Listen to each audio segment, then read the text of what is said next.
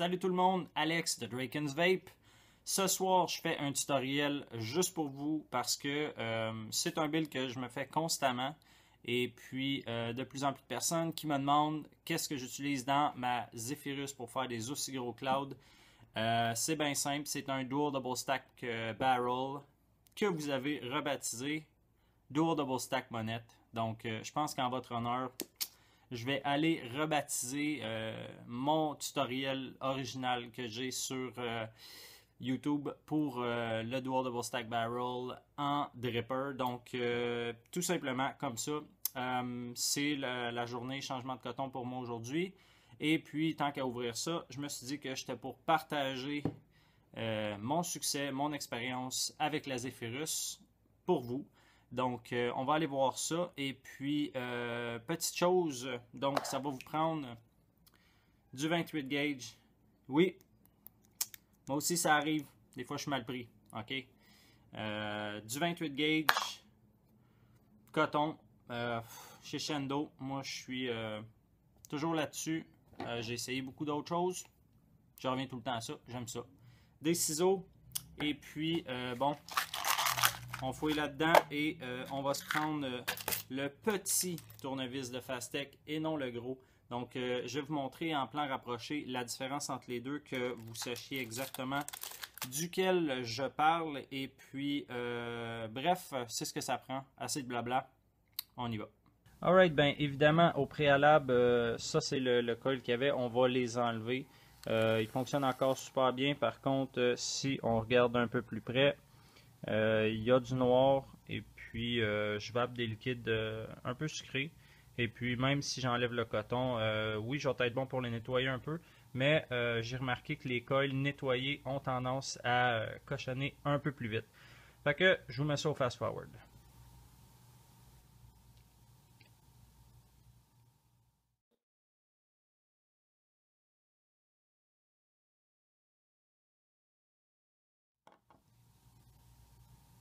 Petit conseil, quand vous défaites votre Zephyrus, que vous défaites la tank, faites attention à ça ici. Les trous de airflow sont excessivement coupants. Je me fais plus avoir à cette heure. J'y vais délicatement avec un tournevis comme ça pour avoir un peu plus de pogne et je défais. Mais vraiment délicatement parce que vous avez la pin qui est ici. Si vous sentez qu'il y a de la restriction, on met ça au congélateur et puis le tout va devenir plutôt lousse. Mais bref, petite parenthèse pour pas vous couper. Ensuite de ça, ici j'ai 3 tournevis et puis je vais vous demander de faire l'exercice suivant, dis-je. Lequel qui est le plus petit. Ok, c'est dur, mais on peut voir que celui du bas est légèrement plus gros, mais quand même c'est vraiment dur de le montrer sur la caméra, mais faites-moi confiance, celui du haut il est quand même pas mal plus petit. Donc ce qu'on va faire, on va faire nos coils et puis on va commencer à installer ça. Donc on va faire ça bien simple, des chiffrons. On va faire 10 wraps de 28 gauge autour du petit tournevis. C'est parti.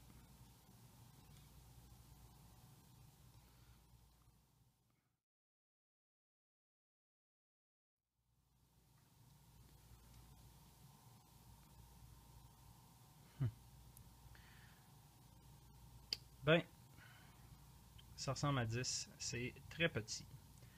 Okay, on va commencer avec un. J'ai fait 11 wraps. Je vais me garder un wrap d'extra pour le mettre le plus propre possible. Donc, j'enlève à gauche ou à droite. On fait le deuxième.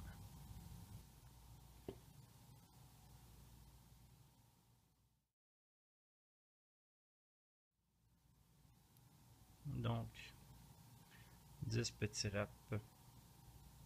Et là, bon conseil, laissez des leads relativement longs sur vos coils. Ça va être plus facile quand vous allez l'installer. Et puis, moi, le truc que j'ai pour savoir combien de wraps que j'ai, j'y vais avec le tournevis. 1, 2, 3, 4, 5, 6, 7, 8, 9, 10. Et voilà. Donc, pour ce qui est des coils, c'est extrêmement petit, mais vous allez voir, ça fait la job sur un maudit temps. Pour visser, vous pouvez utiliser donc le tournevis de Fastech. Si vous avez ça à portée de la main, je vais vous le recommander parce qu'il y a un bon grip. Et si vous voulez investir une dizaine de dollars, prenez un tournevis d'électronique comme ça. Il y a toutes les bits à l'intérieur, y compris Allen key, torque. Et les torques fonctionnent très bien pour les Allen key strippés sur les clones, by the way. Donc, on va y aller comme ça. Alors, on y va comme suit. Le tournevis que vous allez garder à portée de la main, ça va être lui pour donc placer vos coils éventuellement.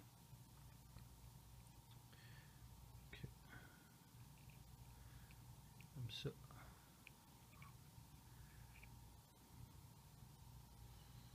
Ils sont tellement petits, j'ai peur de vue. Et je peux vous dire que faire un tutoriel comme ça avec une caméra devant les yeux, c'est pas évident. Donc moi je vais commencer par les placer comme ça dis-je. Première position, bien à côté.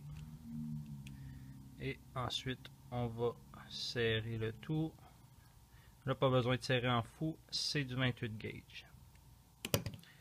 Et puis avant de serrer l'autre, on va insérer un premier tournevis comme ça. Et puis on va aller chercher le deuxième délicatement pour le redresser un peu. Sans plus. Après ça, on va venir serrer le deuxième lead. Et là, ça va durcir un peu le build, fait qu'il va garder sa forme. Ensuite de ça, un coup qu'on est quand même bien positionné, on va enlever les leads. On peut le faire comme ça, c'est du 28 gauge.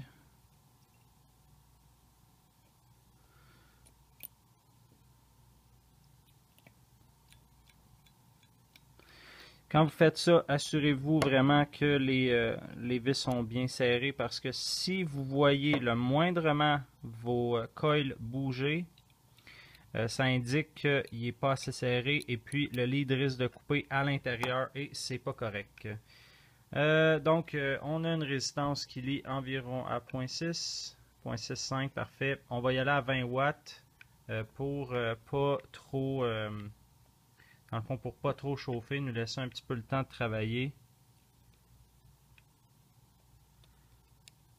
Et quand c'est bien roulé, de toute façon, ça va illuminer comme il faut. Là, si c'est bien serré, là.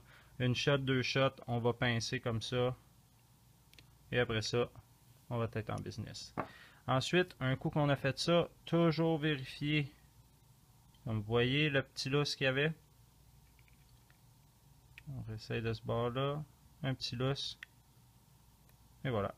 Parce que quand le Cantal va chauffer, il a tendance à se dilater et ensuite de reprendre sa position. Et ça crée du lousse. Donc, ben, on lit environ ce que moi, je suis habitué de voir. Je suis habitué de voir 55. Donc, j'essaie de vous le montrer. On était 58.58 ohms, dis-je. Et puis, on va viser un build d'à peu près 0.25. Donc, let's go. On fait les deux autres coils, puis on monte ça.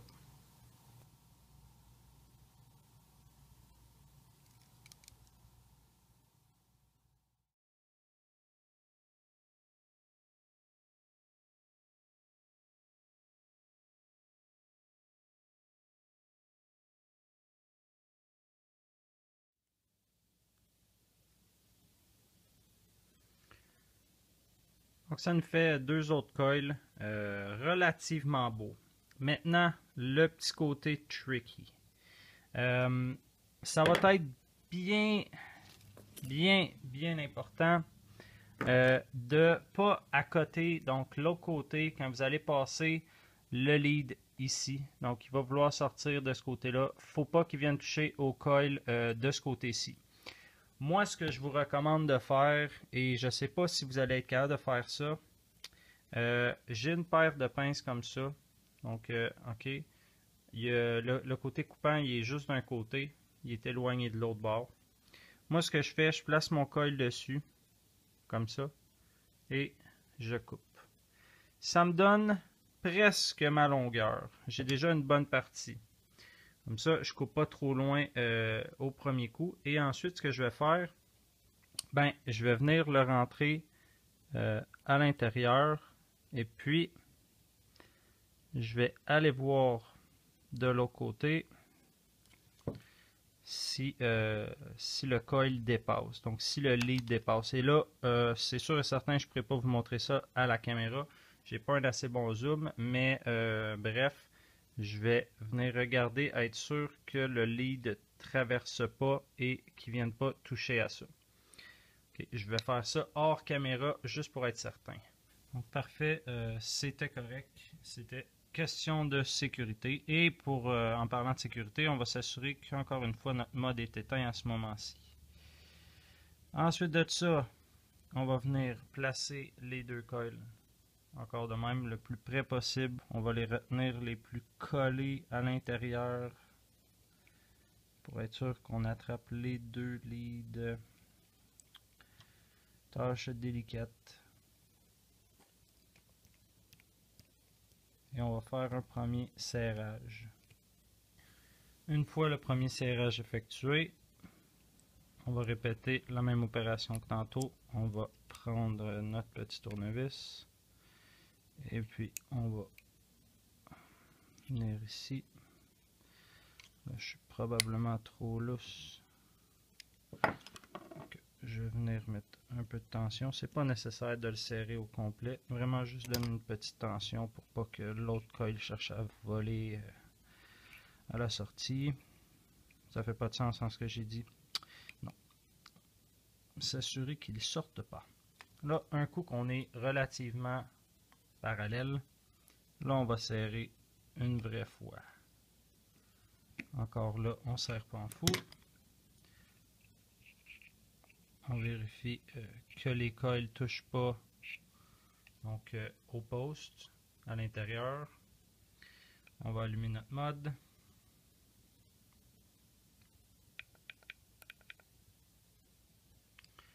On est à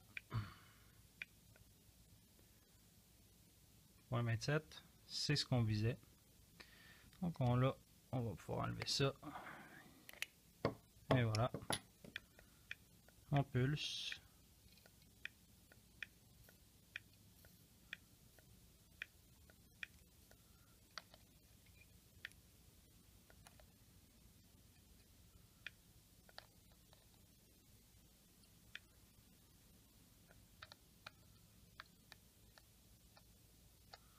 Et je suis silencieux, je suis concentré.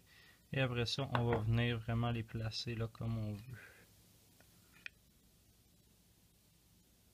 Donc là, on voit qu'il glow plus doucement. Ça veut dire que notre montage est bien fait. On sort à 0.30. On va monter ça à 40. Et voilà. Donc c'est beaucoup mieux. Tout ce qui va rester à faire, et là, c'est vraiment une question de préférence. Ça ne changera pas grand-chose à l'efficacité. Ça va être d'essayer de tasser les coils un peu vers le centre. Moi, personnellement, je me casse pas trop la tête parce que pour l'avoir fait plusieurs fois, bof, ça change pas grand-chose.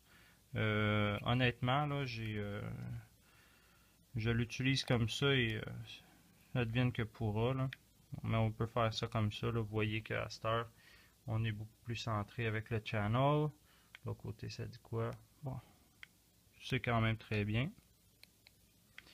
On peut le tasser comme ça.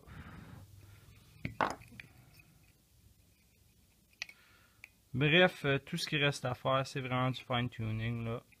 Bon, je pense qu'on a compris l'idée. On va sauter cette étape-là et on va y aller pour le coton.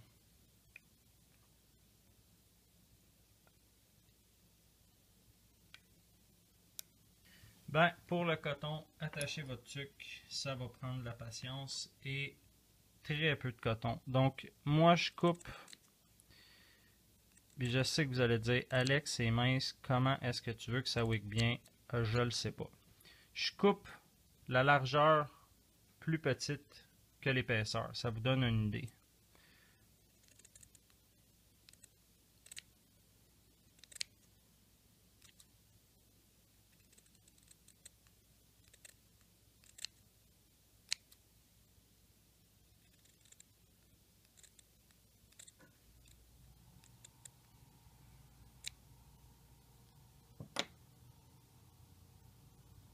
Pourquoi je les coupe si longues si les coils sont si courts? C'est parce que on va utiliser une longue et fine pointe pour rentrer à l'intérieur. C'est extrêmement petit.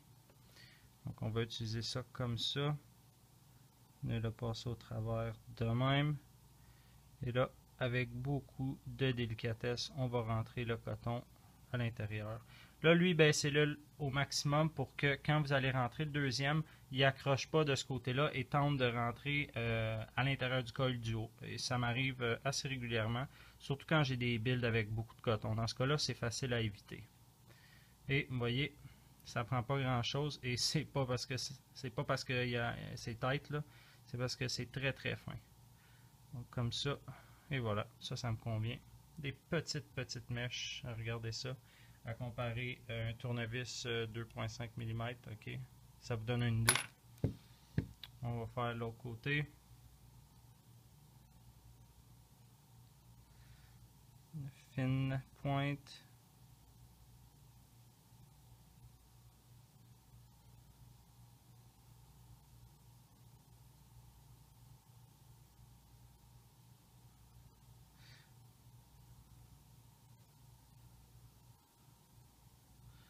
Et l'autre, finalement.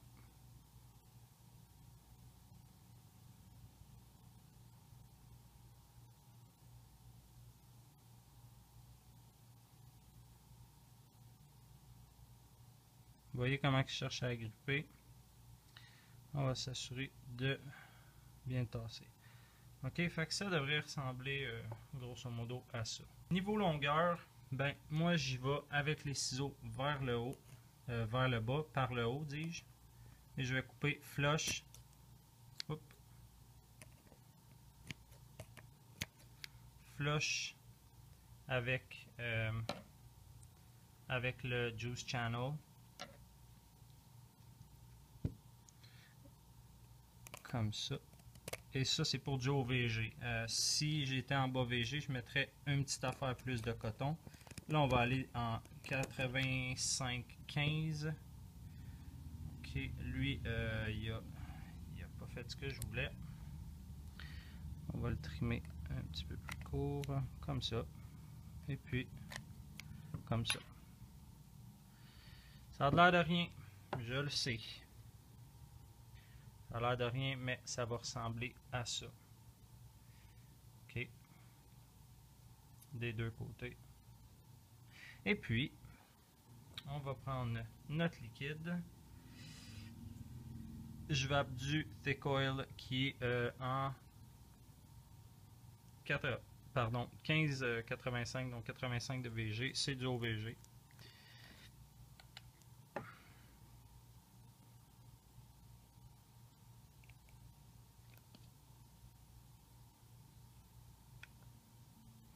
Moi, je pulse un peu, aussitôt qu'il y a un peu de liquide sur mon coil, je pulse un peu, ça rentre plus rapidement. Pas besoin de juicer plus que ça, les mèches sont tellement courtes là. Là, si je peux vous donner peut-être un aperçu. Ça a tellement de l'air banal, hein? Je le sais, je le sais. Ensuite de ça, on va mettre notre barrel. Et comme on a coupé flush, ça rentre parfaitement. Et là, le truc que j'ai, au lieu de venir visser donc au maximum comme il le fait en ce moment, je vais dévisser juste pour vous montrer. Là, on commence à voir les filets. Si vous regardez peut-être en haut, moi je vais le visser jusqu'à ce qu'on perde les premiers filets. That's it. Ensuite de ça, je vais remettre ma tank et je vais remplir.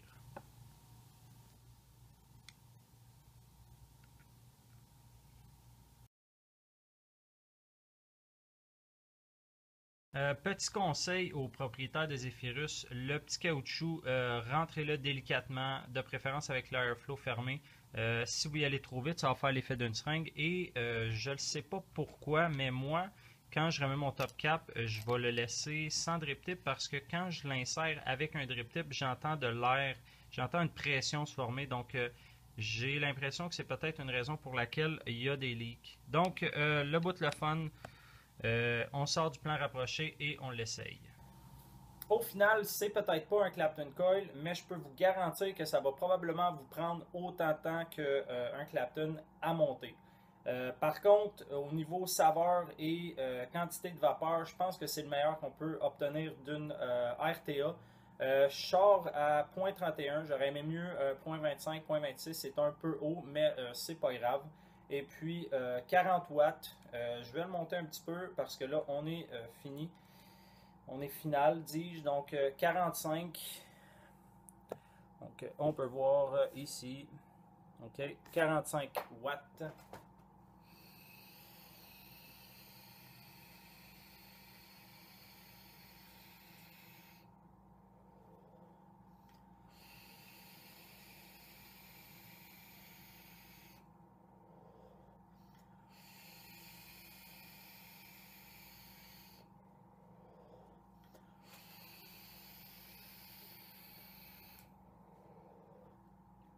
Et on peut continuer encore. Et encore.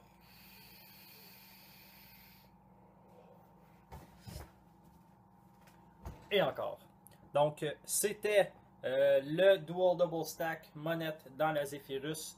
J'espère que ça vous a plu. Sur ce, comme à l'habitude, bonne vape.